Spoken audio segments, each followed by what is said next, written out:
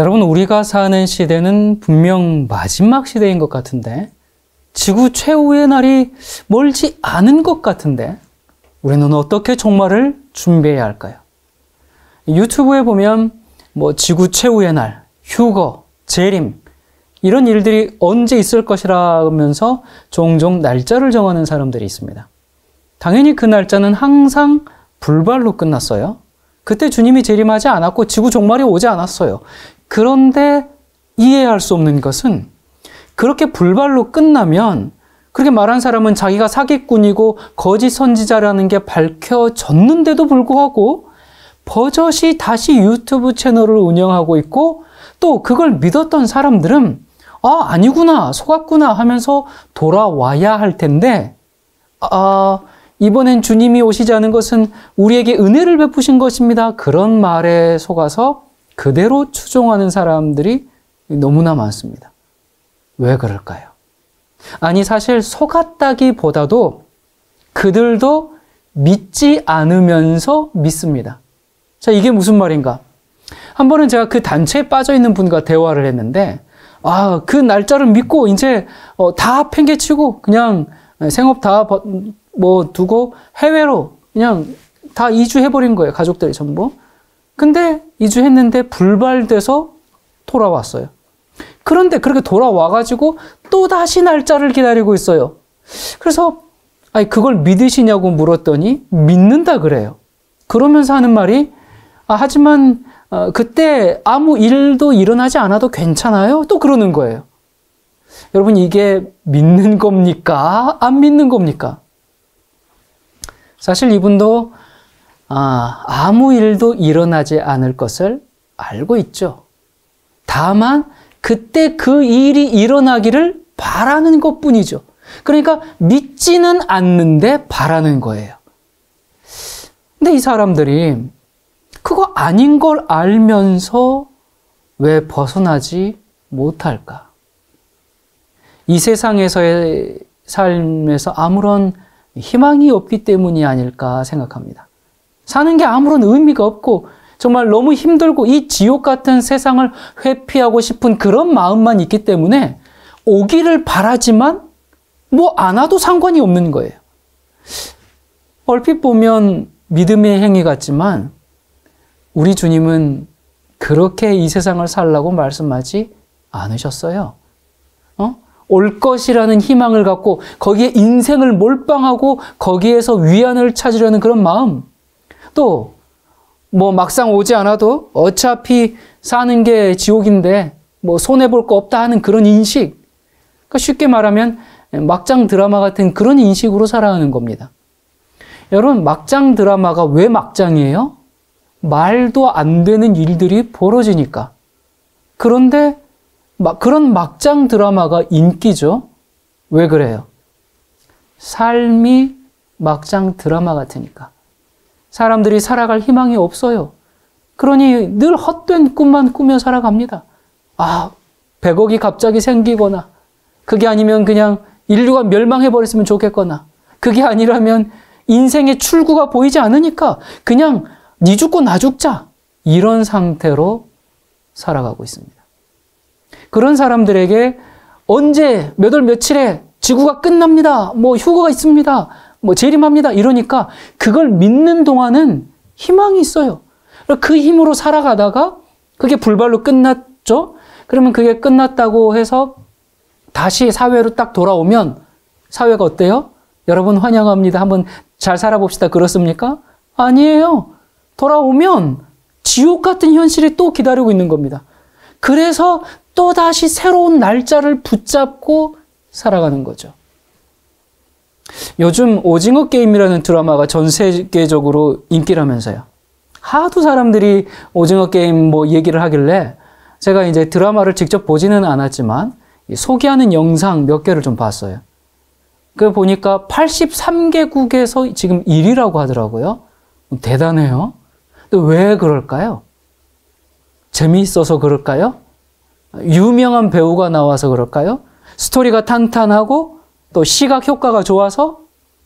왜 그럴까? 왜 그렇게 인기일까? 전 세계적으로.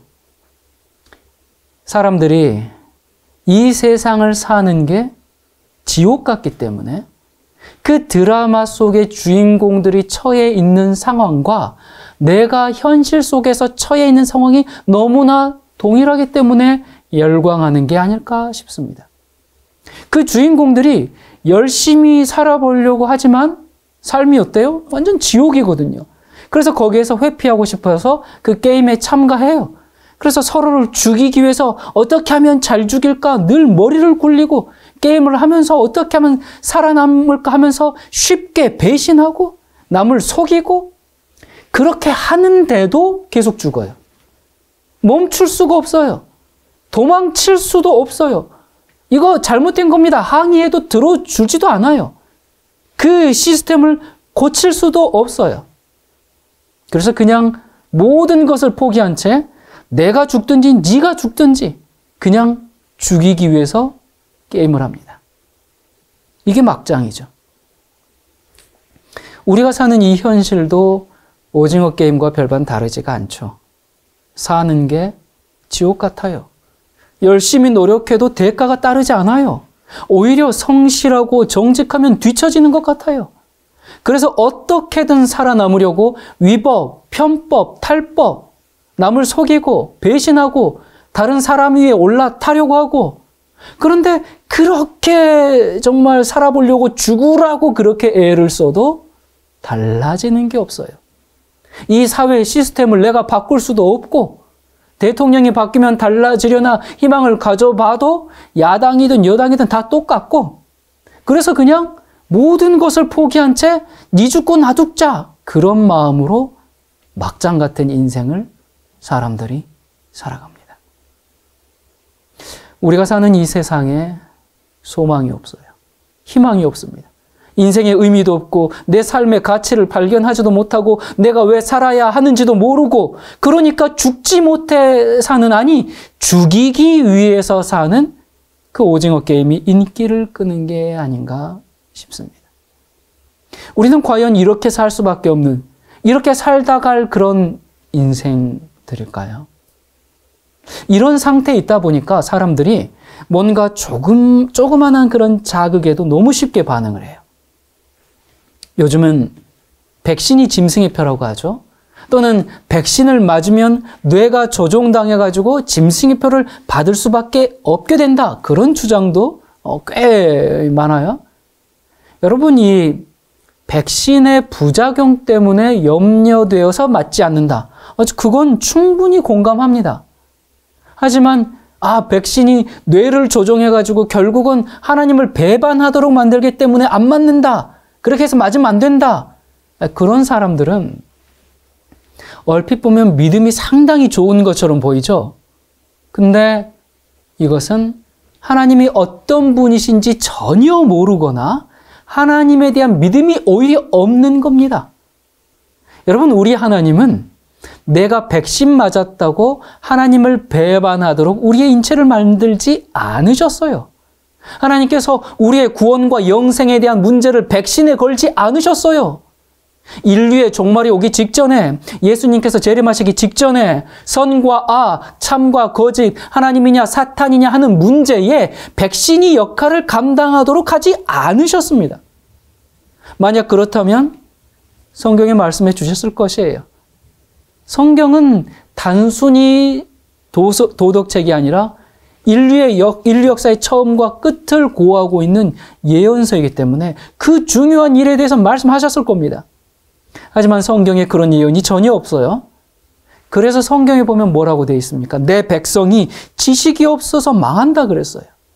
성경에 대한 지식이 있으면 성경의 예언을 알면 이것이 저거다 뭐다 이런 얘기에 휩쓸리지가 않을 텐데 성경을 모르니까 이 잘못된 지식의 홍수에서 그냥 허우적대면서 극단적인 신앙의 모습을 할 뿐만 아니라 백신 맞은 사람들을 마치 저 신앙을 타협한 사람들, 마치 짐승의 표를 받은 사람인 것처럼 그렇게 취급하기도 하는 것 같아요. 여러분, 만약에 하나님을 저주하기를 원하는 사람은 백신을 맞으십시오. 그렇게 국가적인 법이 정해진다면 우리는 그때 목숨 걸고 맞지 말아야 되겠죠. 하지만 백신에는 신앙적, 종교적 의미가 전혀 들어있지 않아요. 그리고 설령 만약에 절대 그럴 리 없지만 그들의 주장처럼 백신을 맞아서 뇌가 조종을 당한다면 우리 하나님께서는 정말 진실한 그리스도인들에게 그 조종당하는 조종하는 그 물질을 다 제거해서 그걸 제거하는 다른 물질을 분비시켜서 그것이 전혀 영향을 끼치지 못하도록 할 겁니다.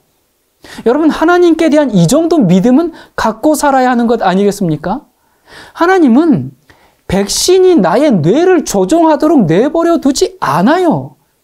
백신이 의약품으로서 우리 인체에 좋든 나쁘든 어떠한 영향을 끼치는 건 사실이지만 그것이 내가 하나님을 배반하게 하거나 죄를 사랑하게 만들거나 그런 일에는 전혀 영향을 주지 않습니다. 제가 중고등학교 때는 바코드가 짐승의 표라고 한참 떠들었어요. 좀 지나니까 베리집이 짐승의 표라고 하고요. 시간이 흘러서 오바마 케어가 짐승의 표라고 하고요. 지금은 또 백신이 그 자리를 대신했는데 이것도 사람들에게 관심을 끌은 후에 시간이 지나면 언제 그랬냐는 듯 사라지겠죠. 이처럼 사람들이 이런 세상의 어떤 이슈만 있으면 거기에 그냥 몰려들고 거기에 빠져들고 어떤 세상의 징조들에만 계속 신경을 곤두세우고 기후위기, 경제폭락 이런 소식에 사실 우리가 관심을 가져야 하고 세상 돌아가는 것을 알아야 해요. 하지만 지나친 관심을 쏟아붓고 있어요. 거기에 완전히 함몰돼가지고 그리고 그렇게 하다가 그 징조들이 별 의미 없이 다 지나가 버리면 또 다른 징조를 찾아서 신앙의 활력소를 얻으려고 하는데 계속 그렇게 반복되는 신앙의 침체와 무기력을 경험하게 되죠. 어떤 사람들은 무슨 행성, 무슨 우주의 움직임, 그리고 성경의 아주 단편적인 어떤 부분들을 통해서 재림의 날짜, 환란의 시기 이런 것들을 정하려고 그렇게 애를 써요. 그렇게 해가지고 비스무리하게 맞춰가지고 다리 빨갛게 되고 그러면 흥분했다가 또 다시 없어지면 그냥 실망했다가 이런 흥분과 실망을 그냥 계속 되풀이해서 경험을 하죠. 또 다른 부류의 사람들은 종말할 때가 가까웠기 때문에 어디 지하 벙커나 시골로 가면 피할 수 있을 거라고 그렇게 생각해요. 그들의 주장에 의하면 도시에 살다가는 죄의 홍수에 파묻혀가지고 모두 다 타락하기 때문에 하루속히 도시를 떠나야 한다 그래요. 그들의 눈에는 세상 교육이 다 사탄의 교육이죠.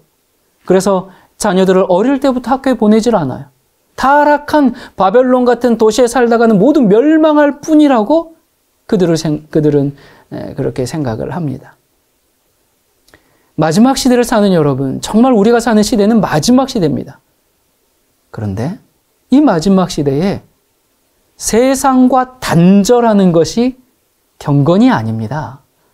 그렇게 시골로 다 들어가 버리고 학교도 안 다니면서 농사 짓고 하늘 보고 물 마시고 나는 자연인이다 하며 사는 것이 육체적 정신적 건강에는 좋을지 몰라도 세상의 빛과 소금이 되라는 주님의 말씀은 어떻게 실현할 수 있겠습니까?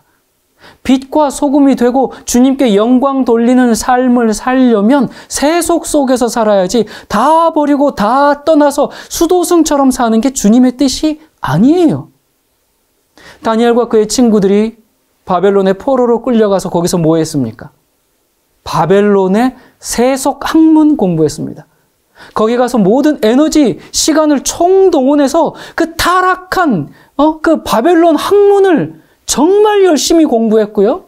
그래서 하나님은 다니엘과 친구들이 그 세계에서 최고가 되도록 지혜까지 부어주셨어요. 그리고는 그들이 어떻게 됐어요? 그 세속 국가의 정치 지도자들이 되었습니다. 공부 열심히 해서 자기의 유용성을 넓히고 그래서 자기들로 말미암아서 그 국가의 정치가 안정되고 국가가 번영될 수 있도록 일했어요. 그러면서도 하나님을 믿고 따르는 신실한 모습을 보여주었어요. 이게 하나님께 영광이 되는 삶이지 그냥 무조건 세속 문화를 다 떠나서 순결하게 산다고 시골로 전부 들어가고 학교도 안 가고 그렇게 세상과 완전히 담을 쌓고 사는 게 주님의 뜻이 아니에요. 물론 요즘 공교육 정말 문제입니다. 학교 보내기가 겁나요. 정말 우리가 사는 이 시대는 여러 모양으로 참 고통스러운 때입니다. 하나님의 인도를 구하고 우리 주님의 지혜를 구합시다. 저는 시골 생활 추천하는 사람이에요.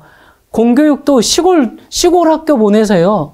하지만 극단적인 시골 생활을 추구하지 말고 또 시골 가면 모든 것이 해결될 것 같은 그런 환상을 갖는 것도 금물이에요. 자, 이러한 시대에 우리는 어떻게 종말을 준비해야 할까? 일반적으로 우리가 재림, 이렇게 재림에 대해서 생각할 때 뭘 생각합니까? 구름 타고 오시는 그리스도를 딱 먼저 떠올리죠. 자, 근데 이 구름 타고 오시는 그리스도의 재림, 그 파루시아, 그 자체는 하나의 그냥 종말 사건일 뿐입니다. 정말 중요한 것은 그 다시 오시는 그리스도의 재림을 맞기 위해서 우리는 무엇을 어떻게 준비해야 하는가? 그거죠. 이것이 재림을 기다리는 사람들에게 가장 필요한 것임에도 불구하고 많은 신자들의 마음속에는 이 재림 준비에 대해서 심각한 혼란이 존재하고 있어요. 어떻게 재림을 기다려야 할까? 우리는 그 해답을 성경에서 찾으려고 합니다. 성경에 보면 재림을 너무너무나 간절하게 기다린 나머지 오늘날 우리들이 하고 있는 그런 실수를 동일하게 먼저 한 교회가 있었습니다. 이 데살로니가 교회에 보낸 바울의 편지에서 재림을 기다리는 사람들의 그 문제와 그 해결 방법을 우리 한번 찾아보도록 합시다. 먼저 데살로니가 교회는 어떻게 세워졌고 어떤 평가를 받는 교회였는가? 이 데살로니가 교회는 정말 예수님의 재림을 간절히 기다리는 교회였습니다.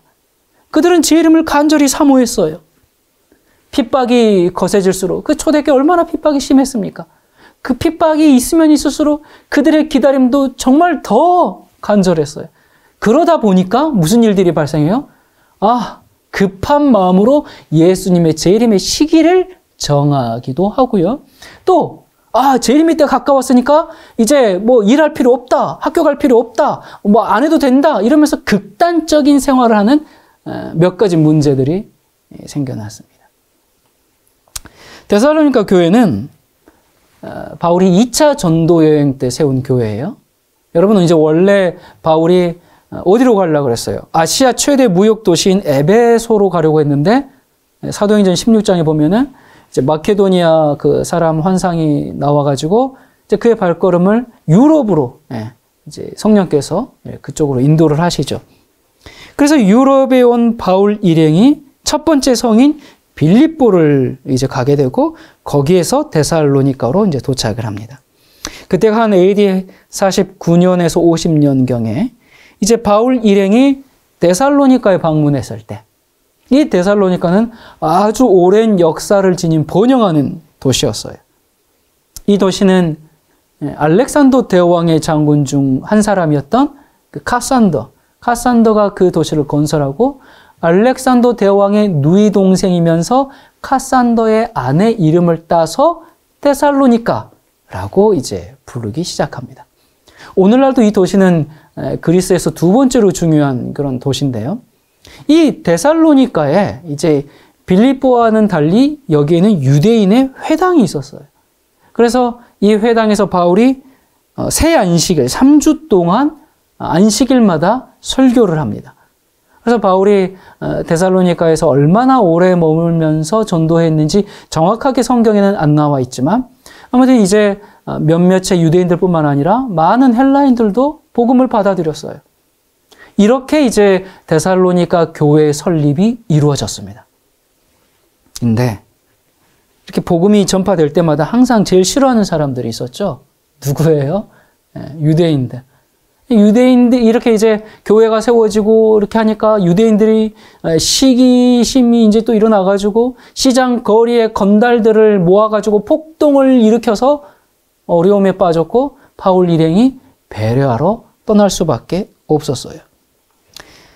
성경 본문을 보면 데살로니가 교회는 설립된 지 얼마 안 됐지만 바울은 그 교회를 이렇게 평가합니다. 믿음의 역사와 사랑의 수고와 우리 주 예수 그리스도에 대한 소망의 인내를 가진 교회. 그들은 많은 핍박을 받고 환난이 심했지만 그들의 그 열성 있는 믿음으로 이제 마케도냐 또 아가야 모든 지방에 소문이 자자했고 믿음의 본이 되었다 그래요. 그리고 그들은 우상을 버리고 하나님께로 돌아와서 살아계시고 참된 하나님을 섬겼고 부활하신 그리스도께서 재림하실 것을 간절히 기다렸어요. 굉장히 모범적인 교회죠. 그런데 이 데살로니가에 이러한 교회에 아주 극단적인 종말론에 가는 심각한 문제가 있었습니다. 어느 시대든지 핍박을 심하게 당하는 그 그리스도인들의 집단은 재림을 간절히 기다리게 되죠. 근데 거기에는 항상 몇 가지의 극단적인 태도나 문제들이 생길 가능성이 언제나 있었어요. 이 데살로니가 교회도 그렇습니다.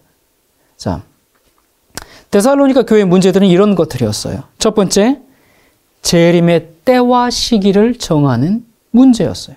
두 번째, 재림이 가까웠다고 말하면서 규모 없이 게으르게 사는 문제, 아무 일도 안 하는 그런 일이 벌어졌고, 세 번째, 재림이 가까웠다고 주장하면서 재림의 준비가 무엇인지 잘 모르는 혼란을 겪게 됩니다. 자, 첫 번째, 재림의 시기를 정하는 문제. 이 데살로니가 교인들이 이제 바울에게 재림의 때와 시기에 관해서 물었어요. 오늘날도 그렇죠. 여기에 관심이 많아요. 재림을 기다리는 모든 사람들이 그랬던 것처럼 그들도 재림의 때와 시기를 알기 원했어요. 물론 그것 자체가 잘못된 건 아니에요. 사랑하는 주님이 언제 다시 오실지 우리가 관심을 가져야죠. 그래서 주님의 재림을 더 잘 준비해야죠. 마치 종이 집 떠난 주인이 돌아오는 시간을 알 수 있다면 주인을 맞을 준비를 더 잘할 수 있는 것처럼 그리스도인들도 그 때를 알 수 있다면 주님을 맞기 위해서 더 잘 준비를 할 수 있을 거예요.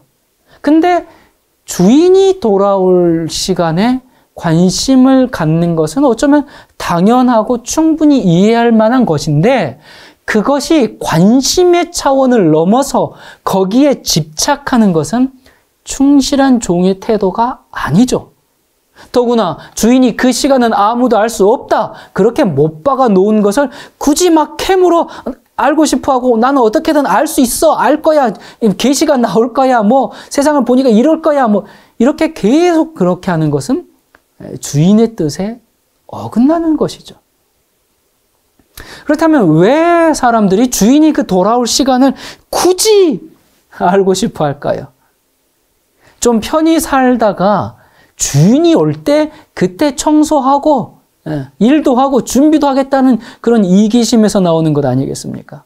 매일 열심히 살 필요 없이 그냥 주인이 돌아올 시간에 맞춰서 준비하면 될 거야. 그런 생각이 깔려 있죠.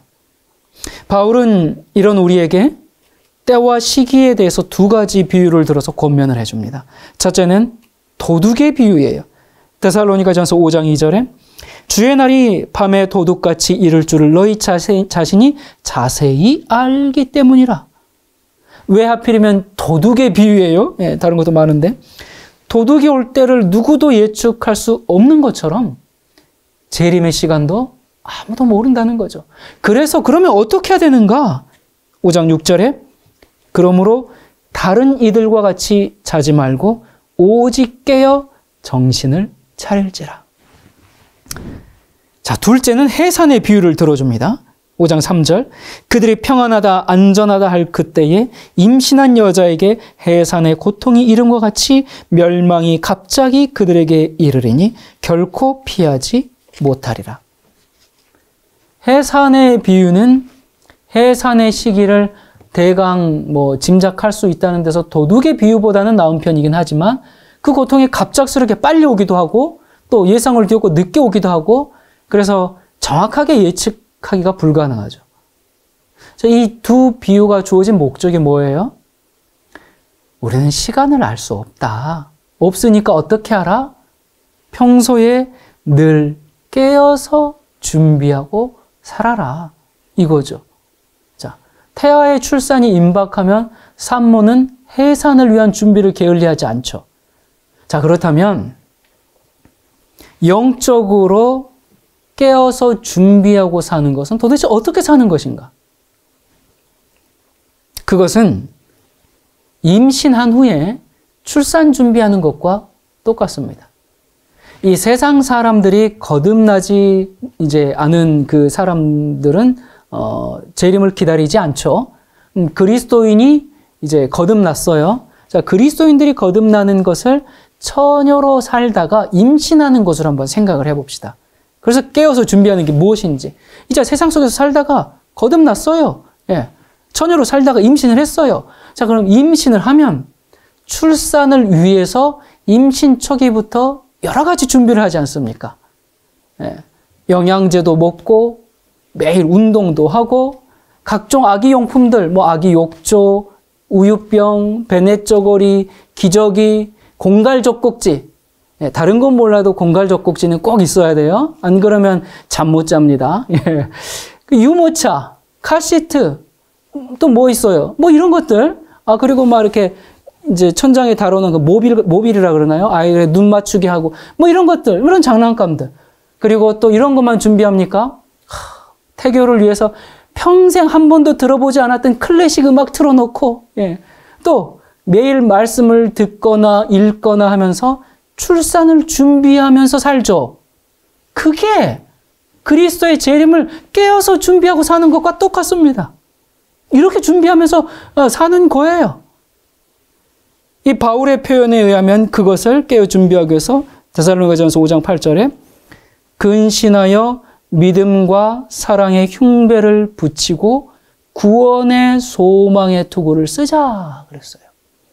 믿음은 그리스도를 믿고 비록 더딜지라도 오신다는 약속을 믿고 그리스도 안에서 새로운 피조물로 사는 것이 믿음이죠.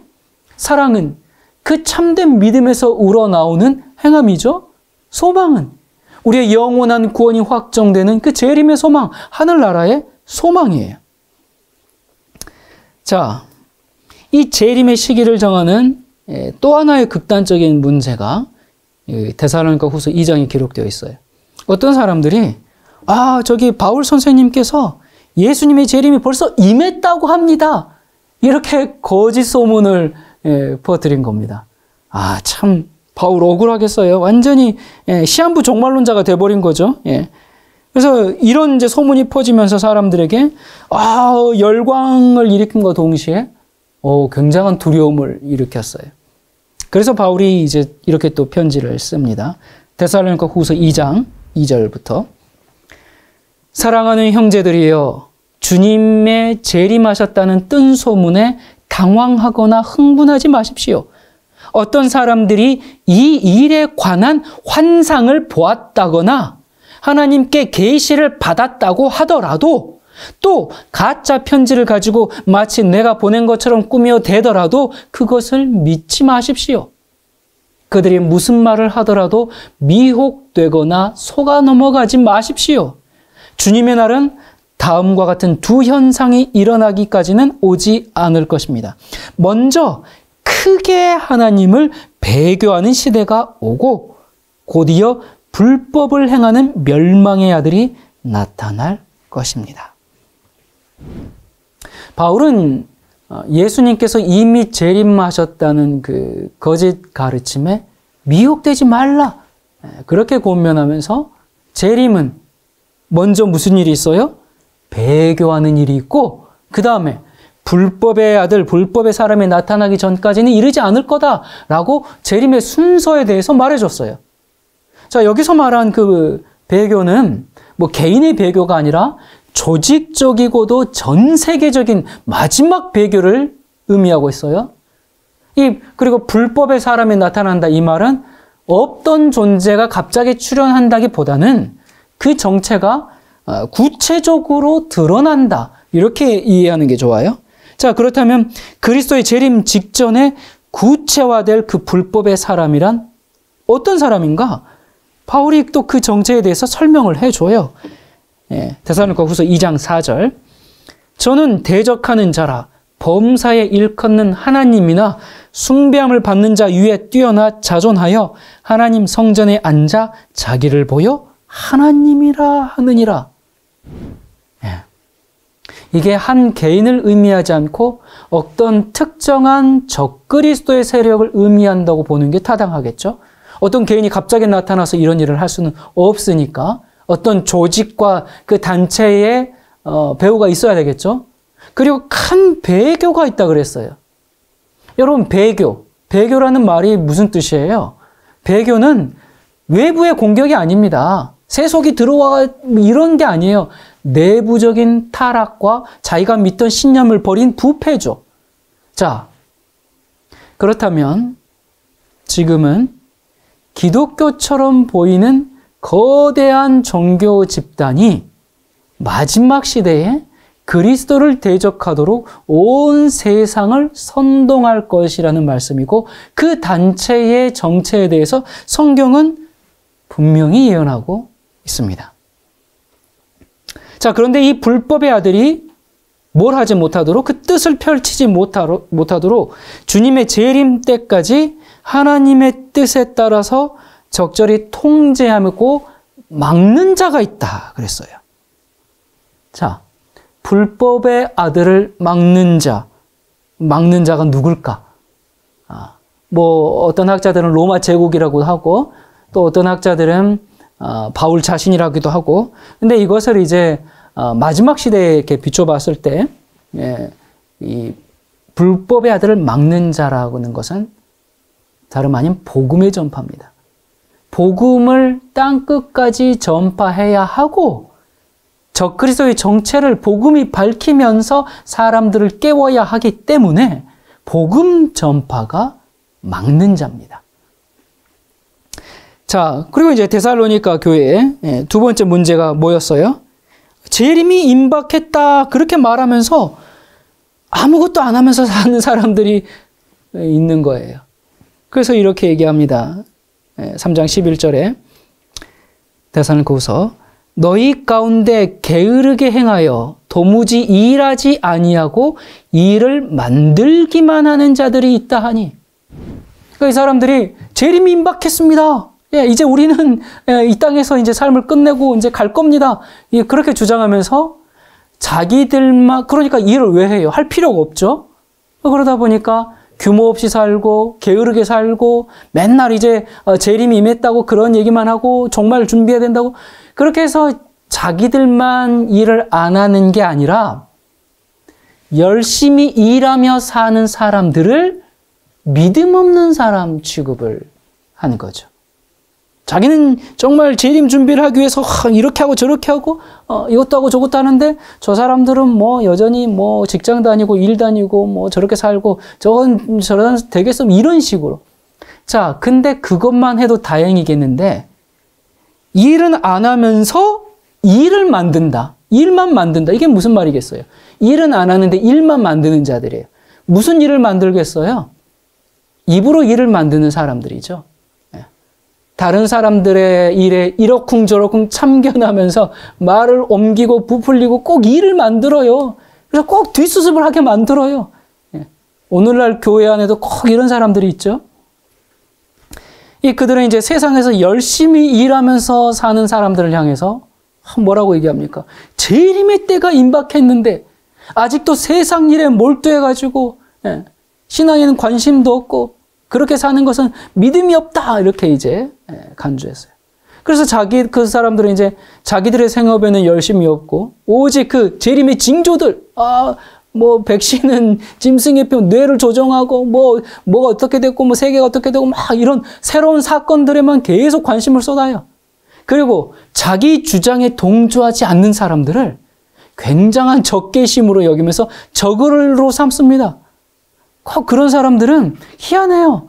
그 자기들의 주장이 동의하지 않으면 굉장한 분개를 하면서 굉장한 적개를 갖죠. 그러면서 교회 안에 계속해서 분란을 일으켜요. 마치 재림을 간절히 기다리는 것처럼 보이는 이 사람들은 정말 열성이 있고 믿음이 있는 것 같이 보이지만 사실상 교회에 해를 끼치는 사람들이죠. 이 사람들의 행실은 믿지 않는 사람들에게 웃음거리가 됩니다.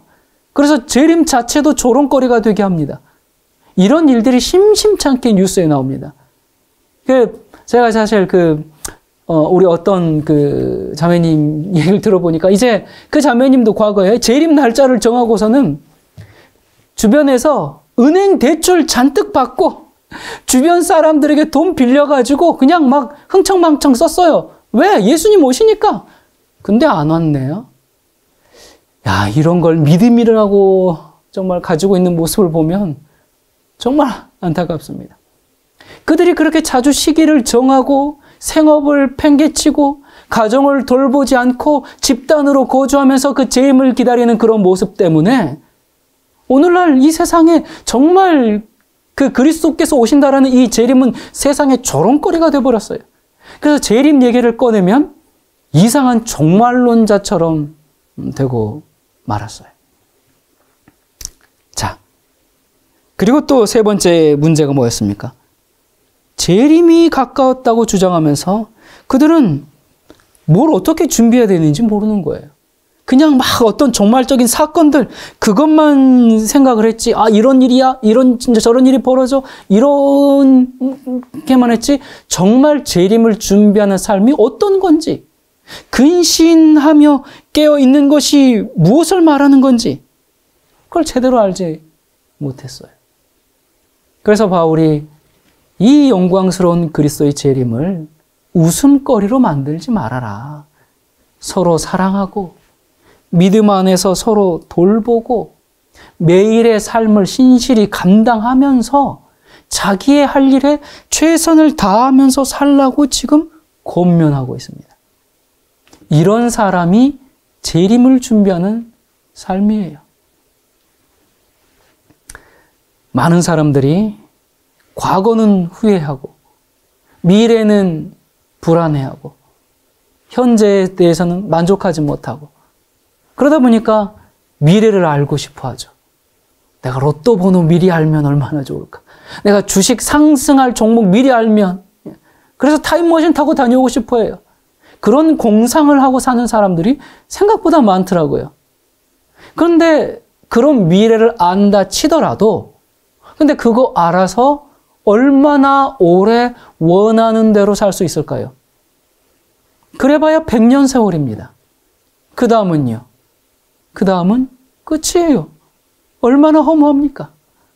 이렇게 사라져버리는 미래가 아니라 확실하고 분명한 미래, 소망이 가득 담긴 미래, 반드시 오는 미래, 끝나지 않는 영원한 그 미래를 알려드릴까요?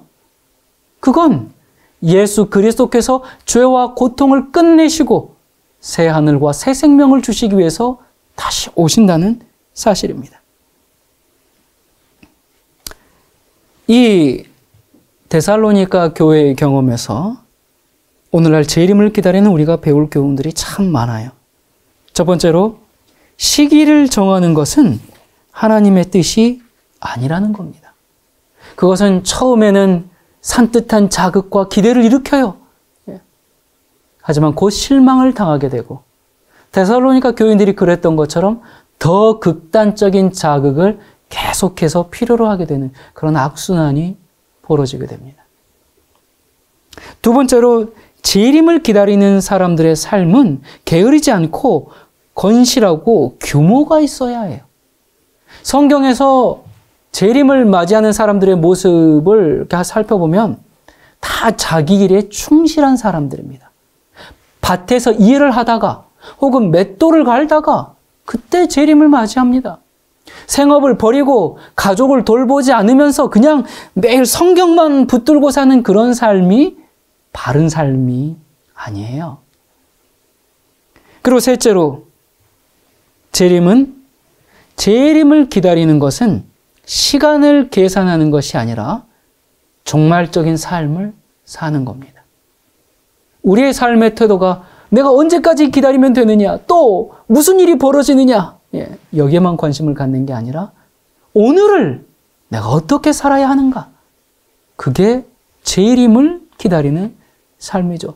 종말적인 삶이라는 게 어디 시골 가가지고 그냥 기도하면서 징조만 기다리는 그런 삶을 말하는 게 종말적인 삶이 아니에요.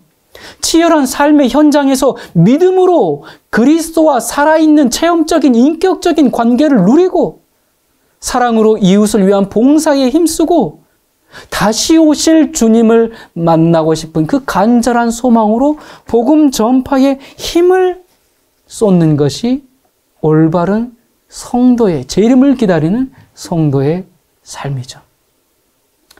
여러분, 우리 주님 곧 오십니다. 그 영광스러운 재림의 날에 우리 모두 함께 참여하기를 간절히 바랍니다. 기도하겠습니다. 우리의 구원자 되시는 하나님 아버지, 희망이 없는 세상에서, 지옥 같은 세상에서 우리를 구원하실 분은 오직 주님이십니다. 비록 우리가 처한 상황은 나아지지 않았고 우리가 처한 형편은 답답함이 있을지라도 이 모든 고리를 끊으시고 새로운 인생, 새로운 소망을 주시는 주님을 바라보니 이 시간 우리의 정신과 영을 새롭게 하셔서 주님의 나라를 경험하며 살 수 있게 해 주시옵소서. 역경의 세월일지라도 주님이 함께 하시면 우리는 넉넉히 이겨나갈 수 있음을 믿습니다. 주님을 바라보는 우리의 시선이 흐려지지 않도록 도와주시고 우리의 소망이 세상 염려에 묻히지 않도록 도와주시옵소서. 우리를 너무나 사랑하셔서 마침내 우리를 이 땅에서 구원하여 가실 예수 그리스도 이름으로 간절히 기도드립니다. 아멘.